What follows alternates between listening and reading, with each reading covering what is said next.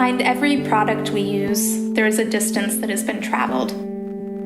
There are stories of communities, lands, and processes that often exist beyond the scope of our awareness. Could knowing the story behind our stuff change our relationship to what we use?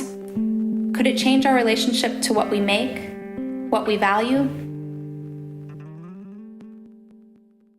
Hi, my name's Cassie Metter. I'm a choreographer and the artistic director of Dance Exchange. This spring, I'm setting out on a 500-mile walk from my home here in Washington, D.C., to try to understand the story behind the resources that make up my way of life. This journey really began a few years back when I had the opportunity to co-teach a course on tropical ecology with a group of artists and scientists in Guyana, South America. This was my first experience living outdoors for any extended time. I was surprised at how little I ultimately needed to feel comfortable in these forests. If I needed water, it came from the river or sky. If I needed light, it came from the sun, stars, or from what I could carry.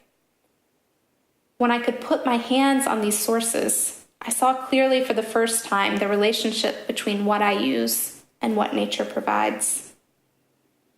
As a maker, I wanted to know more about what and how we make from our surroundings. As a dancer, I became curious about the distance that often separates our bodies from these sources. Following this trip, I felt really unsettled in my own home. I realized how little I knew about the resources that make up my daily life. So I started to research the story behind some of the things I use day to day. Water, produce, electricity. I was shocked to find out that a good portion of the power feeding my home was being sourced through mountaintop removal. I began to wonder if I could physically travel the distance on foot to the sources of my home's electrical power. That wonder quickly turned to a need. But why not just research about energy grids and strip mining sites online? The thing is that we're talking about power.